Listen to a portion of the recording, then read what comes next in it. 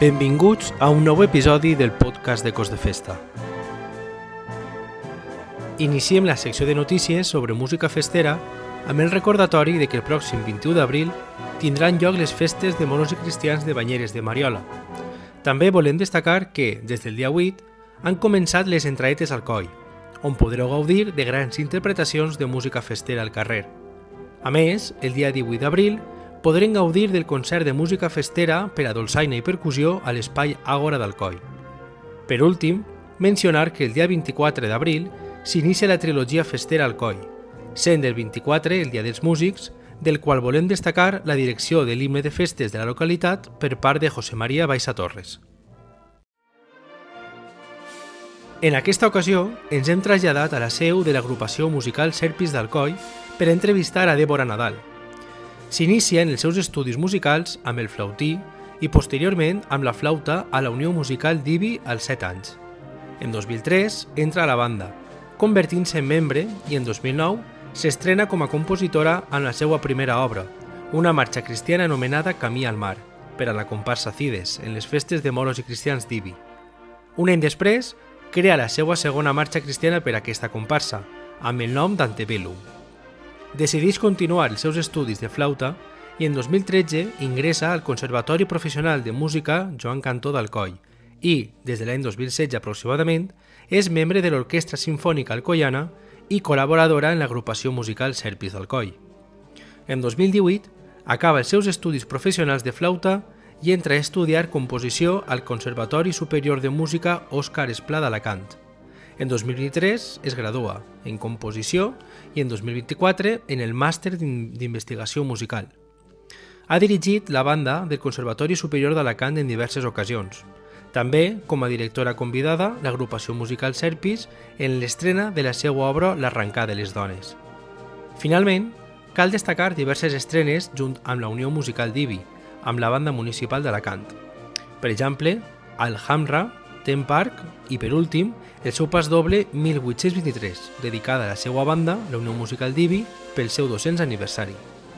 I ara ja sí, doncs deixem amb les seues paraules. Bon dia, Débora. Bon dia. Comencem amb les preguntes, amb resposta més curteta. La primera és si eres més de marxa mora o marxa cristiana. Depèn. Marxa mora, sobretot. Les modernes m'agraden més, les marxes mores. Però per tocar sí que és de veres que la marxa cristiana és un poc més viva. Genial. Si algú haguera de fer-te una peça de moros i cristians, qui voldries que fora? A veure, vaig a dir un compositor que no es dedica a marxes mores i cristianes, però a mi m'agrada molt, perquè té una marxa que m'agrada molt, que és Dunas, i és Óscar Navarro. Óscar Navarro és el que ha fet passodobles, no es dedica a fer marxes mores i cristianes com a tal, però aquesta marxa m'agrada molt. Aleshores podria ser a qui se'l demanaria. I per últim, quin és el teu pas doble, marxa mora i marxa cristiana preferides? Marxa mora, vaig a dir Dunas. Marxa cristiana, Terra Nostra, d'Enric Alborch. I pas doble, jo crec que alguno de José Rafael. Yaca, Machaco, alguns d'estos, de José Rafael. Val, passem ara a les preguntes amb resposta més llargueta. Com fas els teus primers passos en la música? Pues els meus primers passos en la música comencen quan jo era xicoteta, quan tindria 6-7 anys. Mon pare és músic. Aleshores, mon pare em va ensenyar sobretot a llegir abans d'entrar a la banda. Entonces, jo quan vaig entrar a lo que és l'escola de música, jo ja sabia llegir més o menys el llibre La. No sé si el vaig acabar complet, però recorde que les 100 primeres les tenia fetes segur, perquè al final mon pare em dia, pues igual jo li deia, és que vull aquest joguet, pues si vols aquest joguet has que pregar al número 100. Aleshores va començar un poc així. Després vaig estar en l'escola de música d'Ibi, em vaig formar allà en la Unió Musical d'Ibi, els cursos que vaig estar. Després vaig fer audiovisuals, que va ser allà un parèntesis, que vaig fer el mòdul superior de realització d'audiovisuals, i fent les pràctiques vaig dir, jo crec que vaig a clavar-me al conservatori, perquè estic en això que no m'acaba de convèncer 100%. Aleshores ja em vaig clavar en el conservatori. També vaig fer per mig 5 cursos de piano, més o menys. Quan vaig acabar llenguatge musical en l'escola, mon pare, sense preguntar-me, em va apuntar a piano. I vaig estar 5 cursos, i després això, doncs, tot això, i ja em vaig clavar en el conservatori, vaig fer el professional, crec que vaig entrar en 23 anys, més o menys ja més major, perquè clar, entre que vaig fer audiovisuals i tot, vaig fer el conservatori, vaig fer el professional en 5 anys, el vaig fer, i després doncs, ja doncs, vaig acabar en el superior. Tot al final, a poc, vaig anar fins que vaig aplegar. Molt bé, què ens pots contar de la teva formació en composició i direcció? En composició i direcció són formacions que jo crec que al final agraïsc de tindre-les i al final haver-les estudiat, però és de veres que el camí no va ser tan fàcil, perquè composició vaig entrar i quan vaig entrar el primer any jo penso que va ser més dur, perquè el professor també tenia com unes expectatives que després realment no han sigut reals. O sigui, no he perdut el temps en classe ni res, ni mucho menos, però és de veres que potser jo tenia com unes expectatives de que el professor anava a explicar-nos, doncs mira, si teniu un motiu, treballeu el motiu, tal, i no va ser aixina. Vam a plegar i el professor va ser, ale, composeu a piano 20 compassos, a l'estil tal. Tu dius, vale, però no vas ensenyar-nos com a desenvolupar un motiu a l'obra i tal. I no va ser aixina, és de veres que el primer any ho vaig patir un poc més en aquest sentit, perquè, clar, jo tenia estructures molt clavades de, doncs vaig a fer un baix, que el baix siga 4 compassos iguals i 4 distints, i pel professor era, no, té que ser tot el rato canviant, i li dic, vale, però no sé, jo penso que no té que ser tot aixina. Però bueno, entonces va ser un poc aixina, després sí que és de veres que ja la cosa va anar molt millor, els cursos de després, i molt bé, la del TFG el vaig fer de zarzuela, que és un gènere que m'agrada molt també, i va estar molt bé, va estar molt bona nota, en composició va ser molt bé. En direcció vaig entrar de pura xorra, per mi va ser xiripa i casualitats, perquè un dels professors que teníem en composició era el director del centre, i nosaltres, com vam entrar en primer, el professor ens va dir, que el director ens va dir que a l'any següent anaven a implantar direcció en el conservatori que no estava. I de la meva classe, que érem 5, ho vam presentar 3. 3 i uns 16 més per fer la prova. I clar, jo quan vaig fer la prova, va ser com, vaig a provar. Jo vaig anar i dic, vaig a provar, a veure què passa, saps? Com que no quiere la cosa, dic, jo vaig, dic, tampoc és una cosa que si no entre no me suposa res, i si entre, molt bé. Entonces, clar, jo vaig quedar en José Mira, que era el meu director de la banda en IBI abans, i clar, quan vaig parlar en José, vaig quedar en ell un dia, José em va explicar 4 coses de l'obra, dic, podies fer això, tal, no sé què, jo, bueno, bé, jo a casa vaig mirar així, per damunt, i dic, bé, no tinc que fer res, però vale. I clar, vaig fer les proves i vaig passar la primera fase, i jo vaig dir, bueno. També perquè al final la primera fase també hi havia molta part que era compositiva, que jo ja havíem fet, anàlisis i tal, ahí al final nosaltres podíem jugar més ahí en casa. La part del dictat d'aquestes proves recorde que jo crec que va ser catastròfica, però no per això, perquè a mi els dictats se m'han donat bé, però jo recorde la professora o el professor que estava fent el dictat i jo dius que cada volta el compàs és distint, és que no sé què està fent, o sigui que no sé què va passar ahí, però bueno, la qüestió és que vas fer les proves, vas passar a la següent fase, vas fer la següent fase i gràcies també a la nota del professional, que tenia una nota elevada, això va permetre que jo quedassi quinta de 4 places i un d'ells va renunciar a la plaça. Aleshores, que per xiripa altra volta vaig entrar. Els 2 primers anys sí que van ser prou durs, perquè vas pensar moltes voltes de deixar-me direcció, moltíssimes, perquè el professor que ja havia es notava que alguns en classe li sobràvem, que no era potser el que ell volia, i ahí van passar diverses coses que vaig estar a punt de dir, mira, m'ho deixe total, per què tinc que estar així? Després és de veres que a partir de tercer també jo vaig parar un any perquè com estava fent les 2 coses vaig tindre que parar, va vindre un professor nou i la veritat que el professor nou, si no arriba a estar, no haguera acabat. I ara, si no passa res, en 3 mesos, direcció ja s'ha acabat. Però bueno, l'andadura en direcció ha sigut més complicada. I també jo crec que m'ha ajudat a canviar la meva forma de ser, perquè jo sempre he sigut també una persona molt vergonyosa. Aleshores, al ser una persona tan vergonyosa, és de veres que direcció m'ha donat com aquesta evolució de persona. Continuo sent molt vergonyosa en moltes coses, però sí que és de veres que en aquesta part és com que m'ha deixat al final tindre com una figura més això. Encara em queda un poc més de camí, però bé, anem ahí. Molt bé, què es pots contar ara del teu treball final d'estudis? El meu treball final d'estudis o el meu treball de final de màster? Els dos. Vale. El de composició, el meu treball de final de composició, com he dit abans, va ser de la zarzuela. A mi la zarzuela m'agrada molt, la zarzuela està feta en un període molt curt de 100 anys, en 4 etapes de 25 anys cada una. Aleshores, quan vaig fer el treball, jo volia fer el caserío de Jesús Guridi i jo empecinar, ahí que volia el caserío de Jesús Guridi i jo que volia això.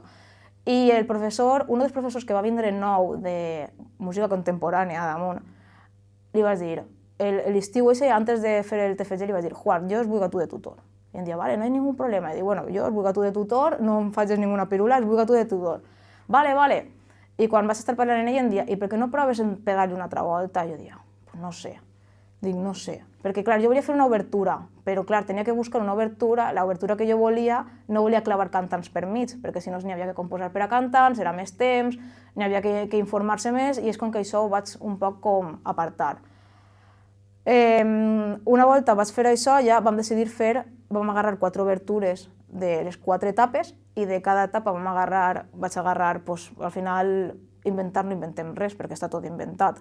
Aleshores, el que feia era, agarrava una secció, la vaig analitzar totes, agarrava seccions, que després aquestes seccions tenien que estar plasmades en el meu treball.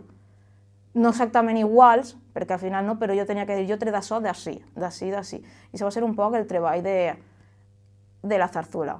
El de direcció estic en ello, ja no vaig a enrotllar-me en això perquè estic ara en ello, i el de màster va ser de la missa de Sant Jordi, d'Amando Blanquer. Del treball, clar, ho vaig fer fa 2 o 3 anys, entonces no tinc tan recient perquè de zarzuela sí que he fet alguna cosa, entonces com que me'n recorde més. Però és de veres que va ser un treball que al principi em va agradar molt, després el vaig maleir per molt menys, per haver triat aquest tema, perquè Amando Blanquer tenia a voltes una escritura molt complexa, perquè ell, clar, ell va estudiar en França, aleshores tot l'impressionisme moltes voltes es veu en les seues obres. I ahir al final n'hi havia moments que n'hi havia dies que m'assentava a analitzar-la i no veia res del que estava fent, i dic, és que no sé què està fent. I n'hi havia dies que de cop a repent, vale, ja sé el que està fent. I em va costar molt d'analitzar, i al final ho vaig fer en un altre mètode de Jean Delarue, que ell era com que classificava els paràmetres, el so, el ritme i tal, i a partir d'ells com que jo feia el treball entre els dos. Jo agarrava els moviments d'Amando Blanquer, agarrava el primer moviment de la missa, l'entrada, agarrava i anava analitzant. No recorde massa, però ell va fer primer la missa, no me'n recordo quantes parts va fer, però després van haver diverses que va afegir després, perquè al final no és una missa, quan toquem en les misses, no toquem tantes parts, toquem més quan... Aquesta missa és d'una de les misses que jo recorde que més parts toquem, perquè en una missa normal no toques tantes, perquè a més és una missa major de festes i tal, quan vaig a tocar-la i això. I clar, i moviments que tenien noms distints, perquè per exemple recorde que estava l'elegía, que nosaltres li diem elegía i en la partitura per nosaltres ara posa elegía, però quan jo vaig treure les parts de piano per poder analitzar més fàcil, posava meditació. I jo deia primer, això què és? I després em vaig donar compte que no, que era l'elegía. I clar, va afegir coses, el prega Sant Jordi el va afegir després, això no estava. No recorde massa, però sí que és de veres que va ser un treball que després, ara el veig i dic, ostres, va ser un treball xulo, però per moments el maleïa també. Val, ara ens agradaria saber què es pots contar sobre els teus referents en general de la música, quins serien? Vale, els meus referents en general de la música, jo soc una persona que soc prou pel·liculera en el que és la música. Aleshores m'agraden molt les bandes sonores, aleshores John Williams és un referent, Hans Zimmer, després per a música més sinfònica m'agrada molt Òscar Navarro, com he dit diverses voltes ja, Philip Spark, també m'agrada molt, Alfred Reed, que és el de Camino Real, tot això són compositors que m'agraden molt. Després, a part, també hi ha compositores dones que també fan més o menys el mateix, que és Sara Galiana o Amparo Edo, per exemple. Són algunes que fan coses paregudes. Entonces, ahí és com un poc, per a mi penso que són els meus referents, al final, un poc musicals a gran escala. Quin és el procés creatiu que segueixes per a crear una peça? Vale. El procés creatiu que jo utilitzo per a crear una peça, depenent de la peça, el procés varia un poc. No massa, però varia un poc. Per exemple, si jo faig obres sinfòniques, és més fàcil agarrar-se a una historieta. Per exemple, quan vaig fer l'obra de l'Alhambra, com jo havia anat a l'Alhambra, la vaig dividir en 4 parts, que era el Generalife, l'Alcazaba, Carlos V i l'altra que no me recordo ara quina és, no recorde, I és com que jo visualitzava quan vaig anar, i a part, la informació que vas tindre que buscar abans, de dir, vale, l'Alcazaba què passava? Pues era on deixaven totes les armes, tal. El Generalife pues era la part del relax, aleshores pues té que ser tot molt de palos d'estos de lluvia que diem, coses aixina per a que mos recorde, quan estem escoltant-la, que mos recorde aquestes coses. Pues el Palacio de Carlos V, que està ahí plantat, pues al final és un moviment en el qual té que ser pues, supermajestuós, perquè tal. O quan vas fer la del parc d'atraccions, jo vas pensar, vale, vaig a fer 4 moviments, on el primer siga l'entrada al parc d'atraccions, el segon moviment que siga com un carrusel, al final és un vals perquè és una nòria, el tercer va ser el més raro perquè va ser la casa del terror, i el quart una muntanya russa. Aleshores ahí utilitzes un poc la imaginació de com agarrar. Què passa? En les marxes mores i cristianes, la música festera, si no coneixes a la persona molt que t'ha demanat algo, o vas a fer-ho, o al qui siga, ahí la cosa ja no pots agarrar-te a res. Realment al final és agarrar algo i poder fer.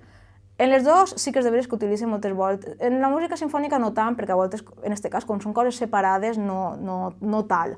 Però es podria fer, però al final jo utilitzen molt el... Jo agarré un motiu xicotet i d'aquest motiu intento fer tot el que puga. D'aquest motiu traure, pues, li poso un contracant, bueno, primer desenvolupo el motiu, li pegué la volta, després intento clavar-li un contracant que potser serà la part B. També moltes voltes el que faig és, pues, vaig a fer una marxa mora o una marxa cristiana, vaig a veure què ha fet aquesta persona en aquesta marxa. Aleshores tu agarres la marxa, més o menys mires el que està fent i dius, vale, no vas a copiar, però perquè no vas a copiar, el problema és que al final és el que parlem, està tot inventat. I jo he fet coses meues que la gent ha vingut, saps pareix a no sé què? I dic, vale, no sé quina és, no la toca en la vida, però bueno, si tu dius que es pareix, doncs es pareix, però és impossible. Aleshores, clar, al final agarres. I també jo, per exemple, creo un plan tonal moltes voltes, que a voltes no seguís, perquè jo dic, vale, pues esta persona que plan tonal ha utilitzat? Esta, jo, vale, pues vaig a intentar fer això. A voltes no, a voltes començava en un tono major i de cop a repent canviava i dia, no, vaig a començar en un tono menor perquè pots fer això, tal.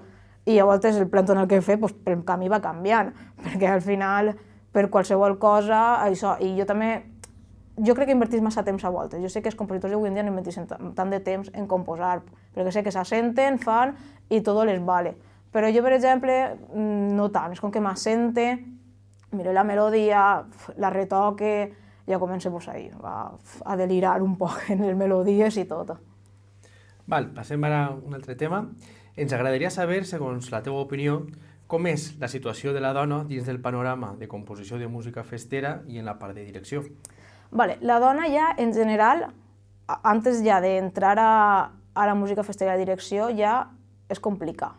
És complicat perquè ja, vulguis no, entrar a la carrera, tu entres tant en composició com en direcció, les dues carreres estaven en minoria total. Vale? En cada curs entren uns 4 persones, 4 o 5, depenent del que siga, i clar, si contem que 4 o 5 n'hi ha 4 cursos, doncs són unes 16 persones per curs. Pues, per exemple, el dijous vaig estar en una masterclass que vam fer allà a Alacant de direcció i de 16 persones que érem en classe, sí que érem 4, soles. Érem, en el meu curs, que som 2, i en altres 2 cursos, altres 2 xiques. O sigui que de 16 a 4 la cosa està ahí un poc regulera. No crec que pense que siga ja per lo que al final, a l'inici, era com que estava molt mal vist, perquè sobretot si anem a compositores d'èpoques passades, sabem que moltes d'elles feien les obres elles i els homes o els germans eren els que firmaven, perquè no estava ben vist. Aleshores, clar, un director és una persona que té que estar ahí superben posada, donant autoritat, i a voltes com que costa encara veure les dones fent això. Que, ojo, n'hi ha dones que les veus i dius, ostres, cuidao en esta, saps? I en composició és com que al final manen molt l'escriptura, és com que l'escriptura és el que predomina i fa que tingues un domini d'això. Aleshores jo penso que ahir les dones pareix que encara costa que entren a la carrera, i moltes entren a la carrera i després no composen. Diuen, no, jo entre perquè vull donar les classes d'anàlisis i d'harmonia, i fan això i després tenen un passo doble o 2, perquè en la carrera ells s'han obligat a fer-ho, perquè tens que composar clarament, i després s'acabó, ja no fan res. A mi sí que m'agrada, passa que el temps a voltes és el que tinc i este any estic molt liat en lo d'acabar i ho tinc molt parat, però jo penso que això té que anar evolucionant a poc, però és de veres que tu penses en el món de la música de dones i de directores sí que sonen més, perquè està Londra de la Parra, que tot el món la coneix, ara en les xarxes socials n'hi ha un grup que es diu Grup Otalià, que segur que hi tot el món, que fan música d'estes de sèries dels anys 80, 90, i és una directora, que no recordo com li diuen, i a molta gent li és, perquè al final és música tal, i és una directora. I sempre n'hi ha alguna... Directors com que sí que sona més, però també jo crec que és per això, perquè a Londra de la Parra, Fed, i saps alguna més. Però compositores en música, i sobretot festera, quantes poden sonar-te? Perquè jo ara mateixa l'única que recordo aixina, i és perquè ho he mirat alguna volta aixina per damunt buscant coses, és Pilar Montpó.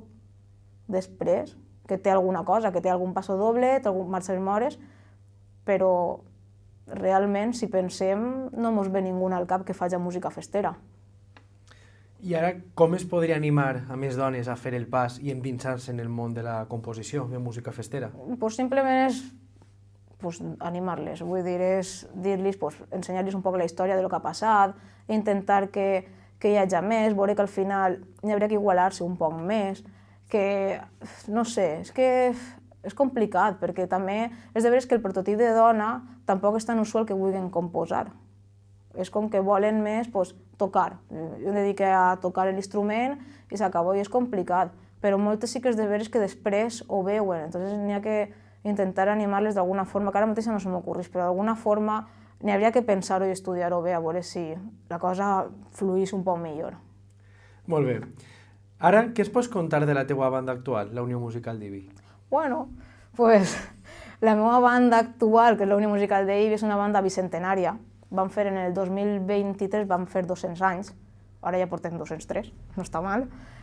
És una banda, jo penso que som una banda que fem molts concerts a l'any. Jo penso que qualsevol persona que parles pensa que nosaltres fem una barbaritat de concerts, perquè comencem en Santa Cecília, anem a Nadal, després de Nadal passem al concert dedicat al soci, càrrecs festers, concert d'estiu, concert de festes. Entonces, són 5 concerts fijos a l'any. El que vol dir és que poden haver més, perquè en festes, si n'hi ha algun càrrec, volen fer un concert, ja tens un concert d'extra. O en estiu si fas un intercanvi, concert d'extra. Aleshores pensen que som una banda de molts concerts. És de veres que en festes d'Ibi sim i tal, però no som una banda molt festera en aquest sentit, perquè damunt també contem que meitat de la banda és festera, aleshores ahí passen diverses coses. Després, és una banda que, per exemple, hem fet moltes coses molt xules, però xules de dir, ostres, això ho heu fet, sí, vam fer un concert de Abraham Cupeiro, que és un gallego que utilitza instruments d'estos així més rares de cada país. Quan vam fer el 200 aniversari vam fer el concert de Víctor Palmero, l'actor, que sí, Ana que s'avecina, i Víctor feia de la muerte de Miguel Hernández. Ell era Miguel Hernández i estaven contant. I era curiós perquè la banda, aquest concert el van fer de blanc, perquè eren com si fórem els enfermeros de l'hospital on estava ahí passant els últims dies. Això va ser en el 200 aniversari. Després van fer el concert que van convidar a tots els directors que havien estat vius, que havien passat per la nostra banda, i cada un va dirigir una obra. Després, en Nadal, és un concert que sempre triomfa. Hem aplegat a fer fins 2 passes, que és una locura, perquè ho vam fer un any i no s'ha tornat a repetir, perquè nosaltres mateixa diem, tio, això pareix el dia de la marmota, estem repetint exactament el mateix, i el teatre estava ple. Però perquè ahir al final s'involucra molta gent, grup de teatre, xiques dels col·legis, aleshores és un concert que triomfa molt. Tots els anys, des que portem fent aquest format, triomfa molt. Després alguna col·laboració que va vindre, per exemple, el Pere Botifarra també, hem fet concerts, vam fer un concert, en aquest cas el van fer junt del Castell Vermell, que és l'altra banda que hi ha a Ibi, que van fer Celtas Cortos i van fer Los Secretos. O sigui que som una banda que fem concerts molt raros i que a la gent li agrada. A voltes no triomfen el que deurien, però està guai. I no sé, poco más de la banda, la veritat. Està bé, fem moltes coses. Val.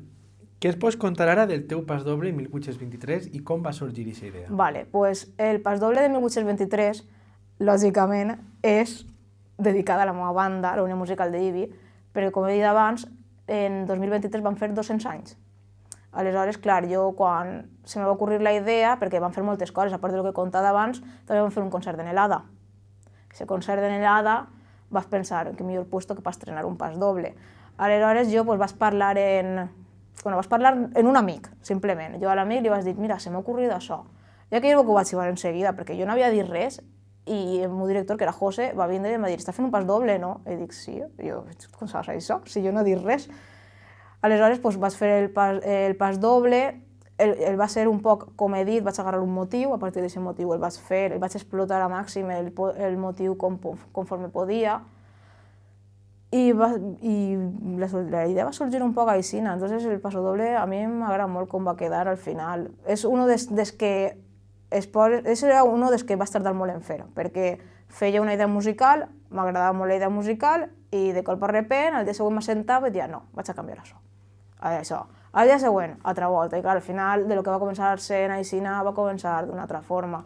És de veres que al final el pas doble és com que l'he implantat en el dia de l'Olleta Nibi, i no, en el desfile de totes les bandes no el toquen sempre, però abans que tenim que anar de l'església a l'Ajuntament, ahir sí que hem implantat que es toque sempre. Canviaria coses ara? Possiblement. Però bueno, sempre passa que fas coses i després les canvies i jo què sé, al final podrien canviar-ho tot. Val. Abans hem parlat dels teus referents dins de la música en general, ara voldríem saber quins són els teus referents dins de la música festera. Vale, dins de la música festera, com ningú haurà dit, un d'ells és Amando Blanquer, Rafa Mullor, perquè jo penso que ells dos sobretot són com la base de la música festera.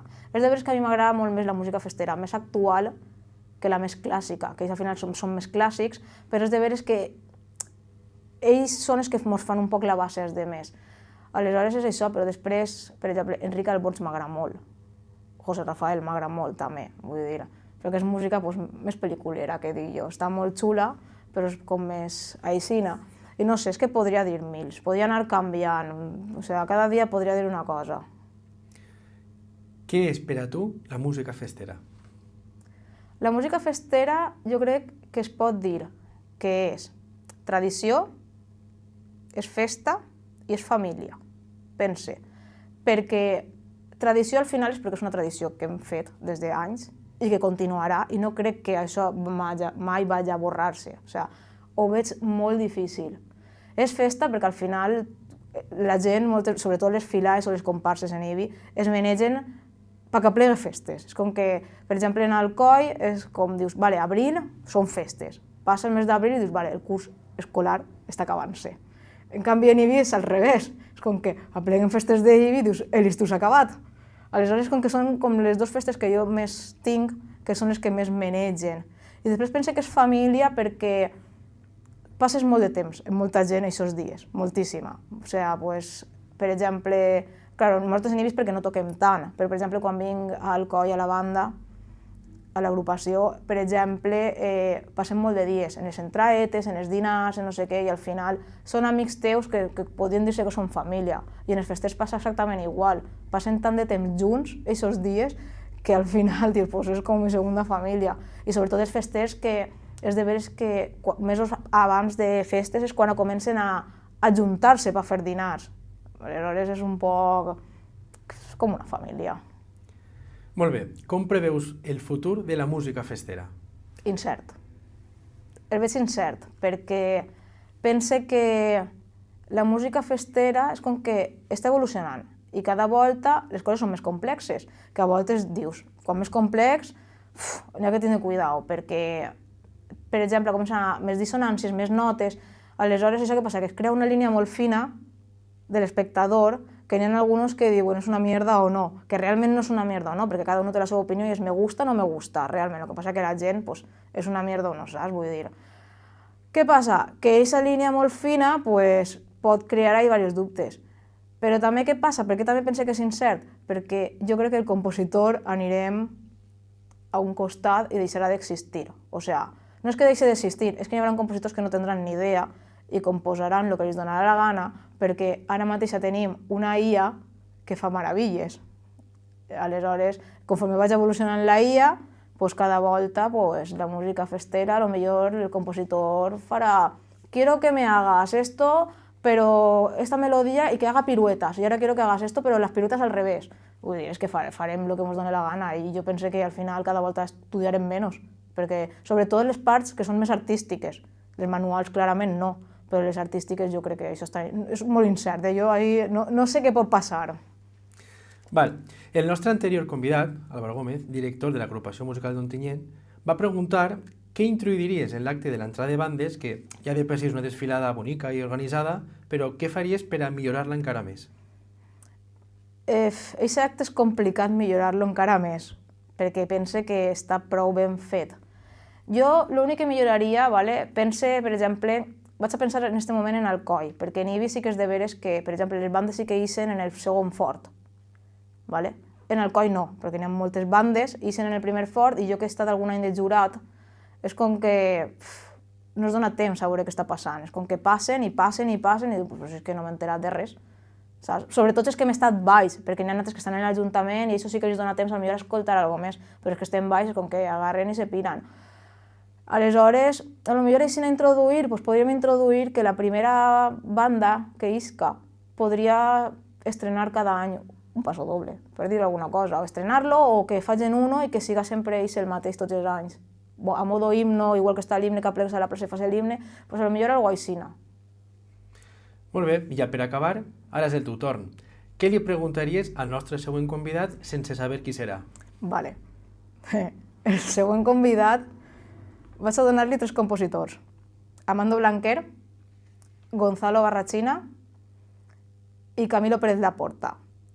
Dels 3 ha de dir en qui faria una col·laboració compositiva, a qui dels 3 no voldria saber-se res, que l'ignoraria, i a l'altre a qui li confiaria que li fera una estrena per d'ell. Perfecte, moltes gràcies per l'entrevista. Moltes gràcies a vosaltres. I fins ací el programa d'avui. Esperem que vos hagi agradat tant com a nosaltres. Si és així, no oblideu subscriure-vos al nostre canal de YouTube i seguir-nos a les nostres xarxes socials, @ecosdefesta. Gràcies per escoltar-nos i fins al pròxim episodi.